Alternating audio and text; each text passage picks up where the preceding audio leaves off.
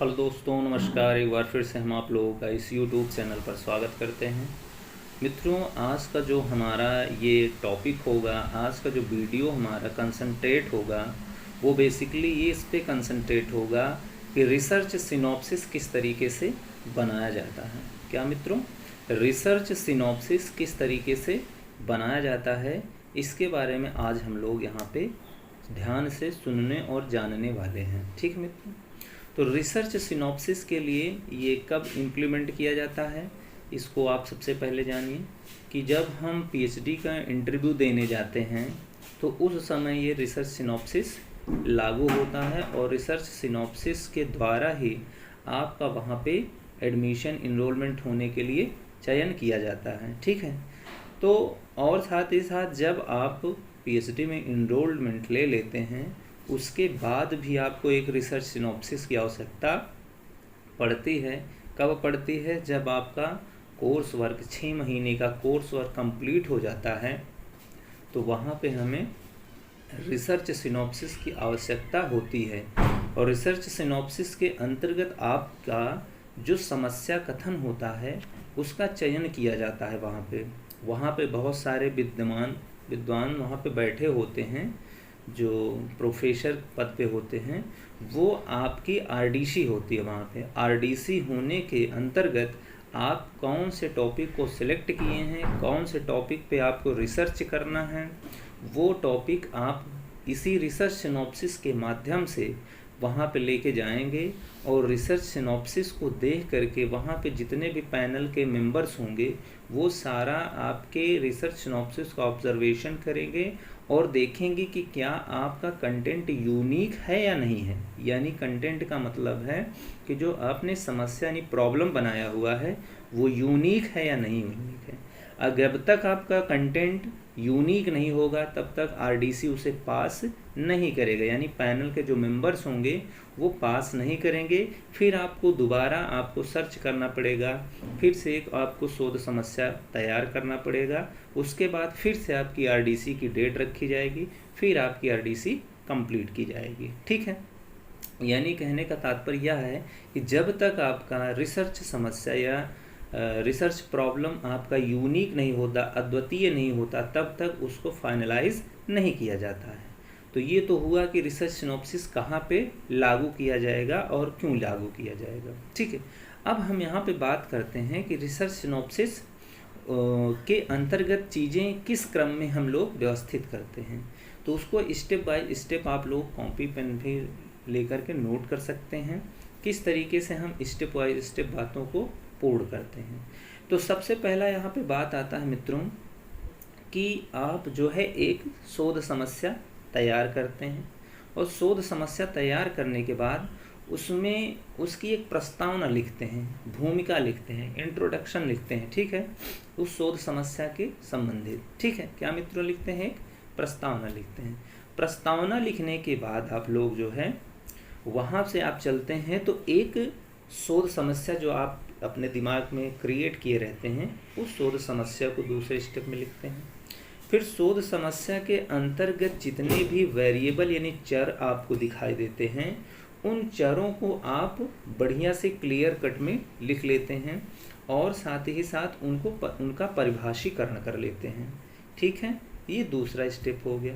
फिर हम लोग आगे बढ़ते हैं तो अनुसंधान समस्या यानी शोध प्रॉब्लम के बाद जो अगला स्टेप आता है वो होता है सीमांकन, यानी शोध का रिसर्च का लिमिटेशंस कहाँ तक कैसे रखोगे। लिमिटेशंस का मतलब है कि आप शोध को किस क्षेत्र विशेष में करना चाहते हैं, जहाँ पर आपकी पहुँच आसानी से है, जहाँ पे कम खर्च में आप चीज़ों को आसानी से प्राप्त कर पाएँ, तो इस चीज़ को वहाँ पे मेंशन करना होता है। वही यह होता है लिमिटेशंस के अंदर। ठीक है, ये हो गया। अब इसके बाद जो अगला स्टेप होता है और उसके उद्देश्य क्या हैं, यानी अगला जो स्टेप है रिसर्च प्रॉब्लम के एम्स यानी ऑब्जेक्टिव्स क्या हैं, उद्देश्य क्या हैं, आप रिसर्च क्यों करना चाहते हैं, उन सारे उद्देश्यों का वर्णन आप करेंगे।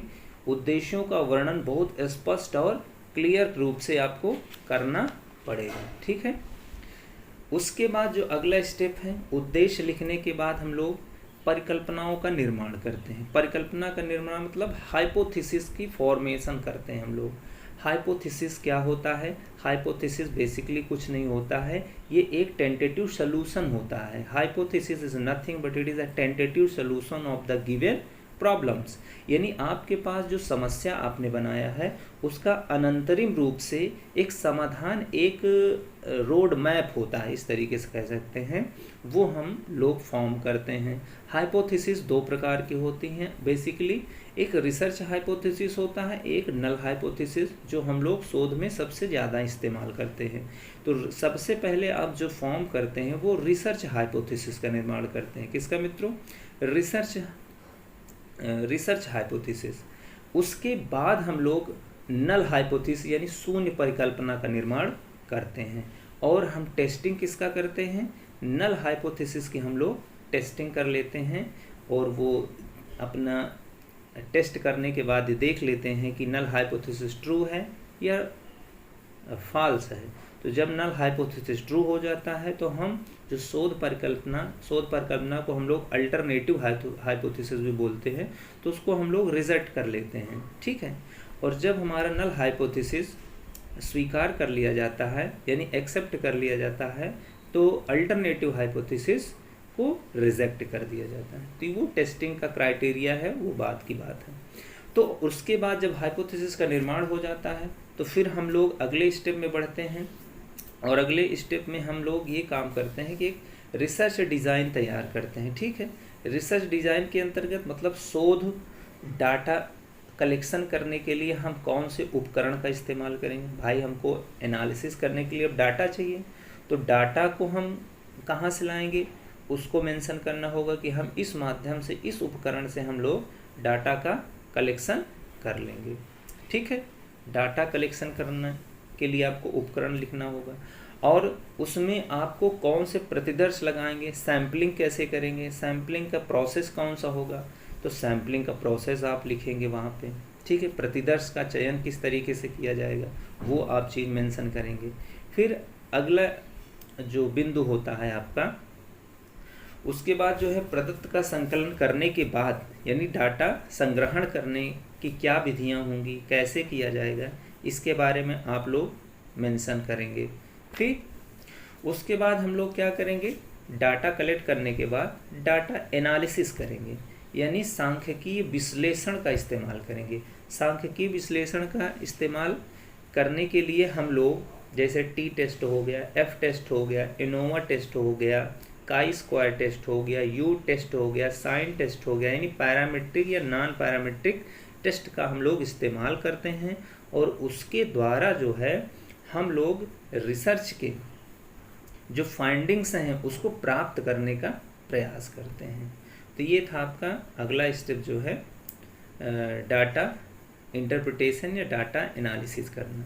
फिर हम अगले स्टेप में बढ़ते हैं, तो शोध की सार्थकता स्तर क्या हो सकता है इसके बारे में हम लोग मेंशन करते हैं, ठीक है। शोध की सार्थकता क्या हो सकती है, इसकी उपयोगिता क्या हो सकती है, इस चीज़ को हम लोग अगले स्टेप में मेंशन कर लेते हैं। उसके बाद हम लोग क्या करते हैं कि एक लास्ट में संदर्भ ग्रंथ सूची बना लेते हैं।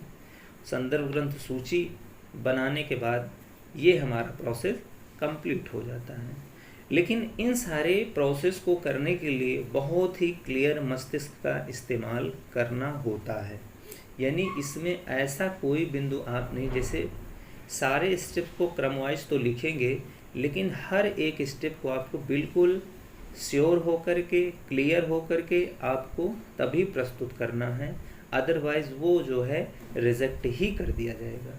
तो बढ़िया आप एक सिनॉप्सिस बनाने के लिए इस मेथड का इस्तेमाल करेंगे तो आपका एक बेहतरीन सिनॉप्सिस तैयार हो जाएगा। तो ये था आज का हमारा वीडियो। फिर अगर आपको कोई दिक्कत या किसी भी स्टेप में दिक्कत हुई होगी तो आप कमेंट के माध्यम से पूछ लीजिएगा, हम वहाँ पे बताने का प्रयास करेंगे। नहीं तो और दूसरे मेथड से अगर आप पूछना चाहें तो हम उसको व्यवहारिक रूप में बताने का प्रयास करते हैं। तो फिर मिलते हैं मित्रों नए वीडियो के साथ, तब तक लिए जय हिंद।